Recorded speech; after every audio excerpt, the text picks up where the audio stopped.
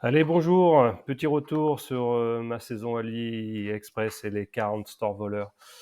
Donc, je vous ai dit que la dernière fois que j'attendais une réponse d'AliExpress, et bien évidemment, comme prévu, elle est mauvaise. Donc, ils s'en foutent complètement. Donc là, il faut vraiment faire un dossier de preuves. Et du coup, j'ai essayé de leur lier cette vidéo pour vous montrer. Donc, du coup, c'est un dossier de plainte.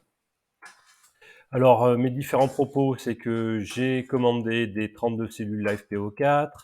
Je devais être shippé avec DHL, comme vous le voyez ici. Du coup, le vendeur a modifié entre-temps, mais moi, j'avais fait des captures d'écran. Et chaque cellule pèse 5,5 kg, donc à minimum 32 fois 5,5, ça fait 176 kg, expédié par DHL, d'accord? Donc ça, c'est ce que j'ai acheté, des cellules grade A, etc.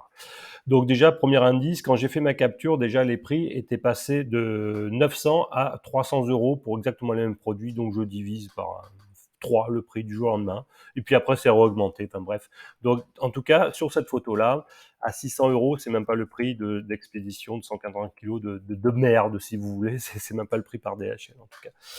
Donc, première du prix, c'est que ça devait être par DHL et c'est cette fameuse fausse compagnie de transport, machin, qui est utilisée. Et donc l'adresse IP, ben, une adresse de tracking avec une adresse IP en dur, c'est tellement improfessionnel. Et vous voyez les derniers événements, bon, eh ben, c'est que c'est toujours généré à la même heure, aucune information de poids, rien du tout, alors que mon information de poids, c'est une information légale qui doit être transmise lors d'un tracking.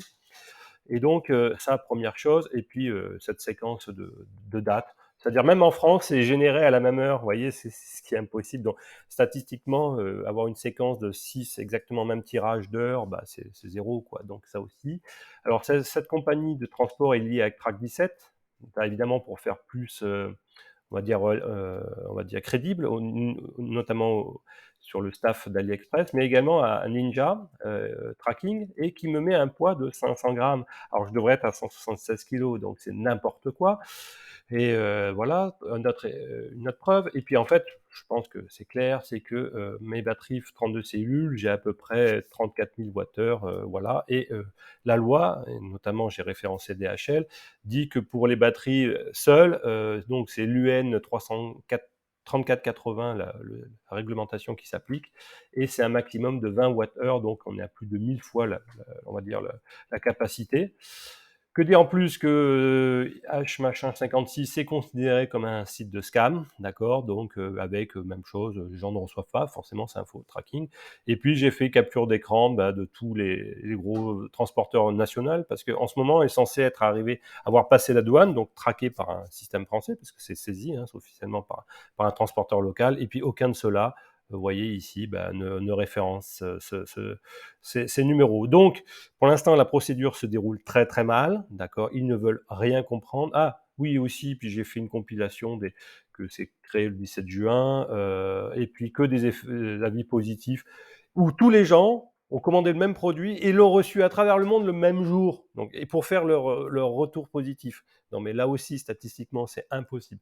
Bref, c'est pipeau, ça pue, c'est tout ce que vous voulez. Mais non, AliExpress continue à défendre ce vendeur. Voilà, donc qu'est-ce que je vous dise? Eh ben, pour moi, ils sont complices. Et donc, c'est plus qu'une dispute, ça va être une complicité d'arnaque généralisée, quoi. Voilà, ça, c'est la réalité d'AliExpress. Je peux vous montrer, j'ai encore la dispute. Alors, ils me disent, oui, vous avez 2 jours pour publier des preuves. Et en plus, les 2 prochains jours, c'est les fêtes de vacances chinoises, parce que c'est les fêtes du dragon. Donc, c'est un truc de fou. Enfin bref, il y aura personne. Enfin, j'ai réussi quand même à discuter avec quelqu'un. Et donc, ils l'ont repoussé d'une semaine quand même, parce que c'est un peu déconné. Voilà, mais ça se déroule très très mal. C'est un enfer, un enfer. Je me suis encore bien énervé. Et en plus, il me disait, mais vous pouvez rejeter la proposition de pas de remboursement. Non, le bouton reject est grisé, donc je ne peux qu'accepter de me faire avoir, quoi.